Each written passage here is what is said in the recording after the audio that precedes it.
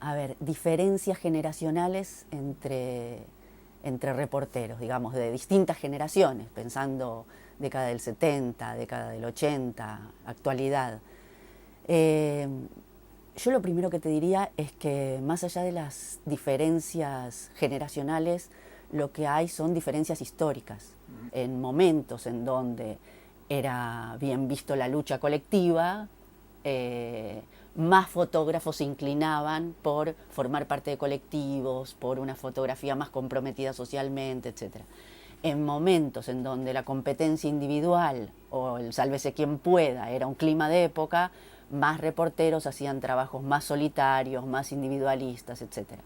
Y creo que, digamos, diferencias individuales había en todas las épocas, ¿no? Una carga personal del propio estilo, etc. Pero creo que yo apuntaría más a esos climas de época histórica en función de los contextos que se vivían. También creo que sí hay una diferencia técnica muy importante que cambia los estilos. Por ejemplo, no hay reporteras mujeres prácticamente en los 60, los 70 y muy pocas en los 80, sí.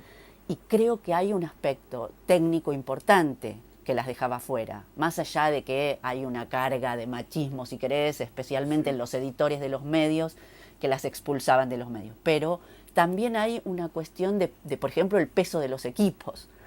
Entonces era una profesión donde se requería una fuerza física muy importante, cosa que ahora ese límite no está. Entonces hay diferencias técnicas que también permiten otro tipo de reporteros gráficos, ¿no?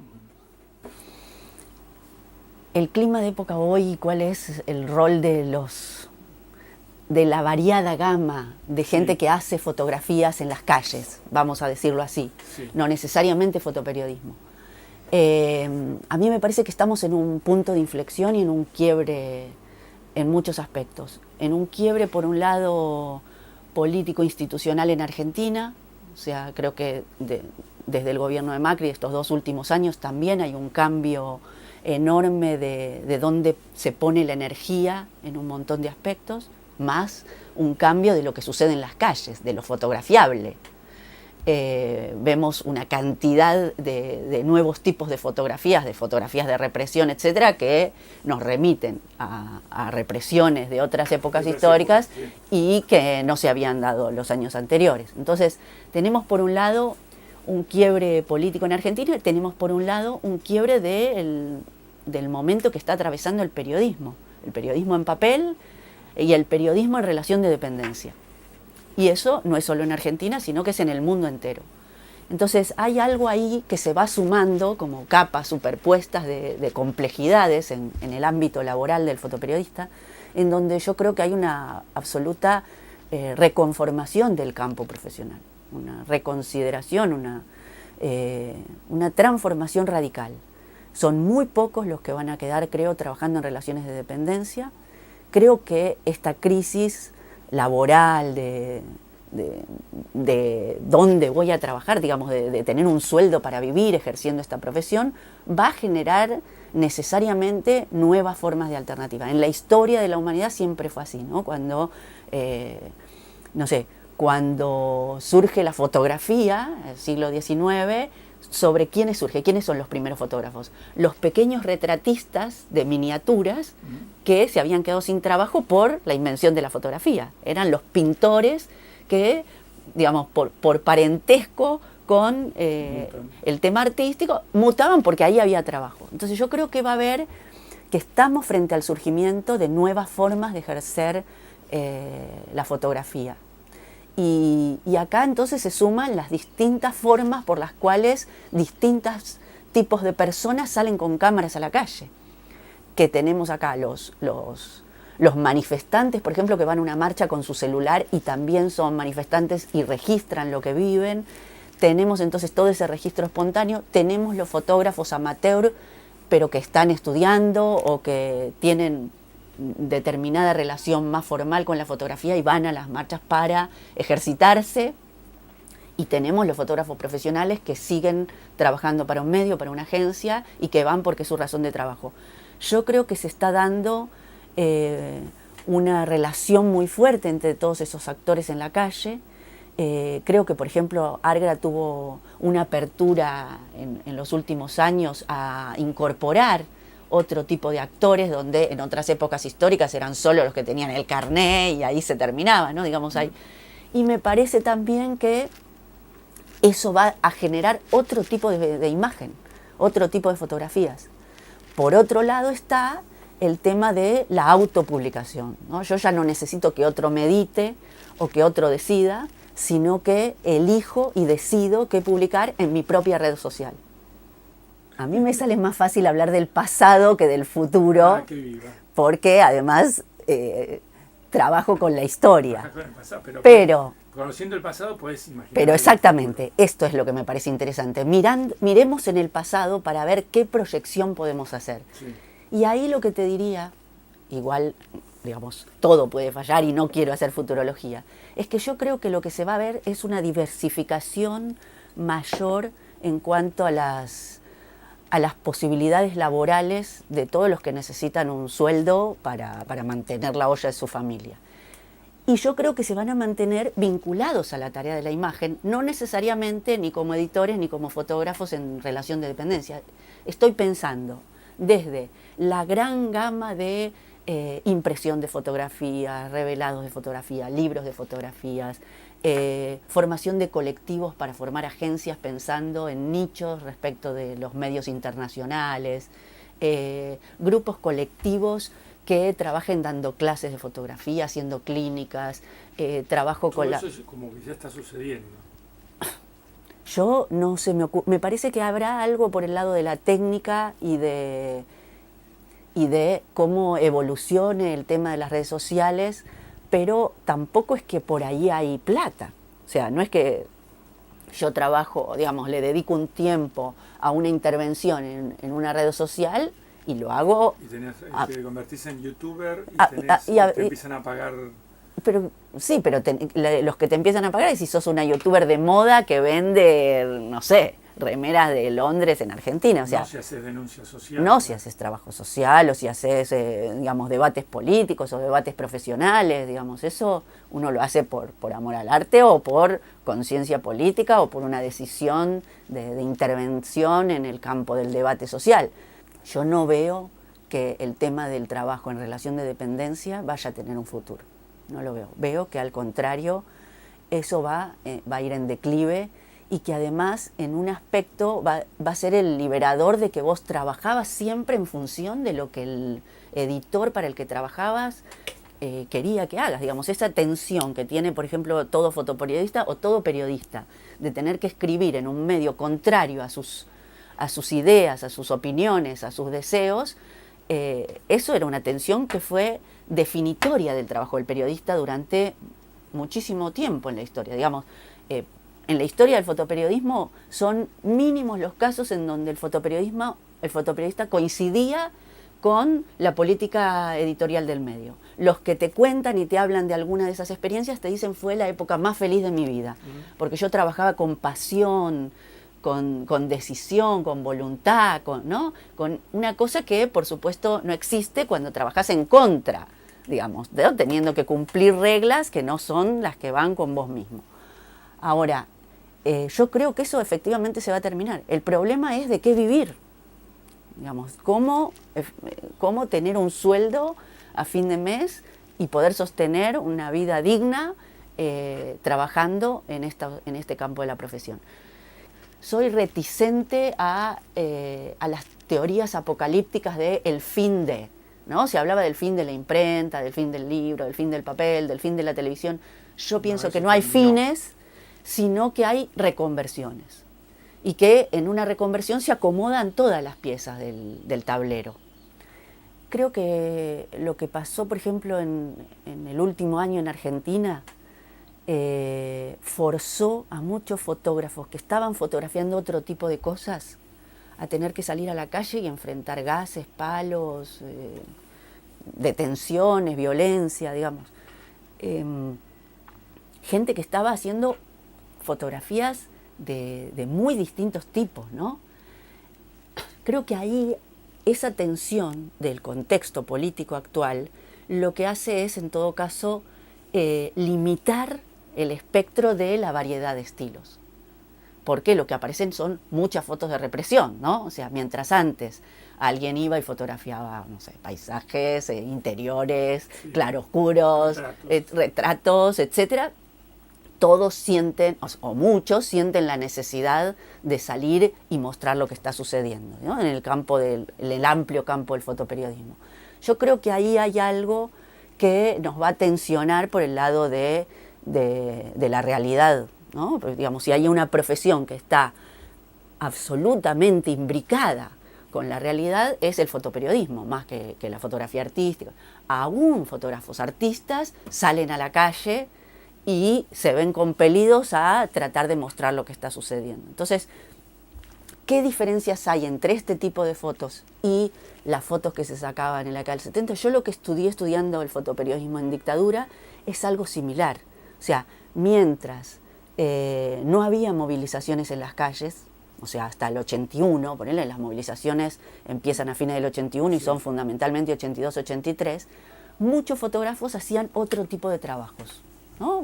Más trabajo, bueno, vos mismo, Daniel, trabajos más familiares, más de interior, más de búsqueda, más metafóricos,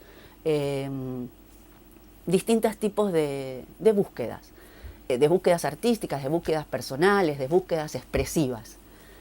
Cuando salen a la calle, porque la realidad exige, todos sacan el mismo tipo de fotos, ¿no? O sea, y se acaba un poco la metáfora. Cuando vos tenés el palo pegando directamente al pibe y vos sentís la necesidad o la obligación de sacar la foto de ese palazo, ¿cuál metáfora hay ahí? Ahí se acaba la metáfora, pero es el empuje de la realidad, me parece. Después vuelve, cuando hay periodos más tranquilos o más vuelve entonces a aflorar la multiplicidad de estilos, de búsquedas, de expresiones. Me parece que ahí hay una obturación en todo caso. Y en la calle sí se ven distintos estilos, pero se ve la urgencia, ¿no? Digamos, vos se ven los desenfoques, se ven las fotos corriendo, se ven las fotos tomadas como podés, se ven las fotos, ¿no? Lo mismo si pensamos, qué sé yo, la foto de Pepe Mateos en la estación de Avellaneda. Nadie busca ahí la composición exacta. El tipo hace lo que puede en el momento que puede. Bueno, entonces hay algo ahí también que les pasa a ustedes en las calles cuando tienen que fotografiar las urgencias, en donde ya no hay tanto esa búsqueda de encuadre, de estilo, de detenerme, de tomarme el tiempo que puedo para la pose. Bueno, hay una fotografía urgente. Dentro de la fotografía urgente igual, yo veo que hay búsquedas, ¿no? Hay, bueno... ¿En quiénes, por ejemplo? No me gustaría dar un nombre único porque sería muy injusto, porque hay cientos ahora de excelentes fotógrafos. Mira, a mí me pasó lo siguiente. A mí me gusta, después de un gran acontecimiento y donde hay muchos fotógrafos sacando fotos, mirar. Como tengo de amigos en Facebook muchos fotógrafos, en general ellos suben sus fotos y yo miro y hago mi selección en función de mis criterios. Y lo que traté las últimas veces es de buscar fotógrafos que no eran reconocidos profesionalmente, que no son los grandes nombres del fotoperiodismo que ya conocemos. Y hay fotógrafos maravillosos. Y por ahí vos decís, bueno, de este me gustó una de 40, ¿no? Ahora, de otros me gustan 12 de 13. Entonces vos ahí vas viendo, ¿no? Perfiles, y hay muy variados. Ahí te diría que hay fotógrafos de organizaciones militantes, hay fotógrafos de colectivos fotográficos, ¿no? Estos grupos que se juntan y forman un colectivo, entonces tienen una discusión entre ellos, tienen una competencia entre ellos incluso, pero en el buen sentido, ¿no? Digamos, de cada uno esmerarse, tienen una búsqueda de la originalidad, entonces a cada marcha van con propuestas distintas. Me parece que ahí hay una subida, ¿no? en las apuestas que da buenos resultados. A mí por lo menos me interesa mucho esto de la difusión de nuevos fotógrafos que no hayan sido reconocidos. Mira, es verdad, ahora hay muchos más fotógrafos que sacan mucha más cantidad de fotografías y muchos menos espacios de publicación. Eso es así, es un dato objetivo de la realidad, comparando con los 80, con los 90, inclusive con los 2000. Ahora, si vos me decís que se pierden ahora muchísimas fotografías que no sabemos si son buenas o no, pero que se pierden porque nadie las ve o que no tienen esa posibilidad de difusión, eso es así, Pero yo te diría que en los 80 se perdían decenas de fotografías cuando la misma policía te sacaba los rollos y los velaba. O sea que en toda la historia se perdieron miles de fotografías. O sea, no es algo novedoso. Y también te diría que esto es cómo hace un fotógrafo no conocido para que su imagen se vea. También eso sucedía en todas las épocas, porque ustedes en los 80 eran una cantidad, pero había otros fotógrafos que seguramente no eran conocidos, no habían accedido a un medio nacional y, no sé, trabajaban en una provincia, un fotógrafo de Salta, de Rosario, de Santa Fe, de Córdoba o de Río Turbio, ¿no? Y sacaba fotos sumamente importantes que tampoco tenían trascendencia, ¿no? Por esto de la centralidad porteña o la centralidad de los medios nacionales. O sea que esto es un fenómeno que sucedió siempre en la historia. Yo creo que esto de visibilizar fotógrafos del interior del país, fotógrafos que sacan una maravillosa foto en un acontecimiento muy chiquitito, ¿no? De un lugar que no tiene la capacidad autónoma de nacionalizarse. Yo creo que ahí hay algo en las redes sociales que efectivamente viene a suplir, y que eso sucedía también respecto de la expulsión de ese tipo de imágenes y de fotógrafos respecto de los medios tradicionales. O sea que no veo todo como negativo respecto de lo que está sucediendo. Yo hice una selección de las fotos de la represión del 18 de diciembre, de la marcha contra la reforma previsional. Sí. No sé, creo que hice una selección de 40 fotos, por ejemplo. Y lo hice porque sí, porque quería, con mis propios criterios, y solo lo publiqué en Facebook. No tengo otro medio yo. Ahora, recién salido el sitio El Cohete a la Luna, bajo la dirección de Horacio Berbisky, me pide la publicación de esa selección. Eso ya le da una dimensión. Empieza a multiplicarse. Y se multiplica periodísticamente. Te diría, yo hay muchas cosas que escribo o publico que me pide un medio de los chicos de La Tinta en Córdoba, los chicos de Ajo en Mar del Plata, un medio de Rosario. O sea, hay una red de medios más chicos que nos permite esto de horizontalizar la comunicación. Yo esto veo que tiene límites cuantitativos, pero que también tiene mucha potencialidad. Es verdad que el gran límite que tiene es cómo llegás a las personas a las que esos medios no llegan, o a las que vos no llegás, ¿no? Al que piensa y lee Clarín. Vos, claro. Exactamente, al lector de Clarín. No tengo ninguna respuesta, digamos. Yo muchas veces trabajo con la tapa de Clarín para hablar sobre la tapa de Clarín, para decir, bueno, esta foto, ¿no? Y me pasa también muchas veces de elegir fotos de fotógrafos de Clarín que dicen lo contrario, sus fotos, a lo que el diario Clarín publicó sobre ese hecho, ¿no? Pero que están en un contexto distinto. Que están en ese contexto. Entonces, digamos, a mí me interesa mucho ese debate que se da del propio fotógrafo en ese diario, el propio debate interno consigo mismo y la propia lucha que da por promover otro tipo de imágenes aún en ese diario, ¿no? O sea, eso yo lo valoro muchísimo porque hay esfuerzos enormes. Y más que no solo esfuerzos conscientes y decididos, sino que también hay un compromiso con la realidad que ellos ven. Ellos van a la calle, ven lo que ven, fotografían y lo llevan a su diario, ¿no? Entonces a mí me interesa mucho que trabajemos sobre esas contradicciones, esas ambigüedades, esos límites borrosos de lo que se puede y lo que no se puede. Si no hubiera sido, si no fuese lo que soy, sí. Hubo momentos en mi vida donde se me hubiese torcido el rumbo, ¿no? O sea, casi un momento donde termino viviendo en el interior del Chaco, y ahí mi vida hubiese cambiado muchísimo. Yo empecé estudiando exactas, hice 2 años y medio de la licenciatura en física, y durante mucho tiempo quise ser astrónoma. Y en un momento me costaba, digamos, sentía que era muy ajeno a mí y que me tiraban las ciencias sociales. Mi hermana es geóloga, y correctora literaria, mi prima es científica. Hay una presión familiar para que estudiemos y digamos, sí, había como claramente un terreno ahí muy natural de hacer una carrera universitaria y desarrollarme. Pero no había, digamos, yo empecé en exactas, después me fui a comunicación. Cuando me fui a comunicación tampoco tenía muy claro si me iba a gustar o no y por qué elegía eso. Pienso, ¿sabes qué? A veces pienso que yo podría ser una buena antropóloga. Que esto de estudiar una cultura a otra, incluso la misma, ¿no? O mirar distanciadamente a otros y tratar de hacer ciencia con eso, es algo que me gustaría mucho. Digamos, teniendo como base la comunicación, de algún modo estudiar a los fotógrafos antropológicamente, digamos con una distancia, diciendo a ver quiénes son estos y qué hacen y cómo trabajan.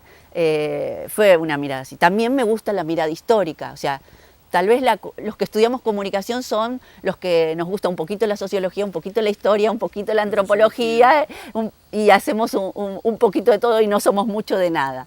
Pero, no sé, a mí hay algo también con la imagen que me atrajo mucho siempre y fui encontrando, ¿no?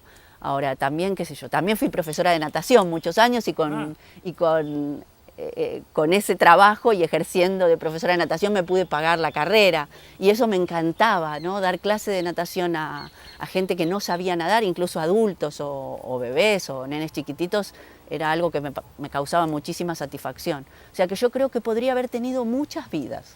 Ya no me voy a ir del terreno de la imagen, me parece que ahí hay mucho por seguir estudiando, mucha vacancia todavía de zonas que no han sido trabajadas. Y además quiero aprovechar el cúmulo de lecturas que ya tengo y que creo que ahí puedo hacer un aporte. Claro. Buenísimo. Gracias, Cora. Gracias a vos.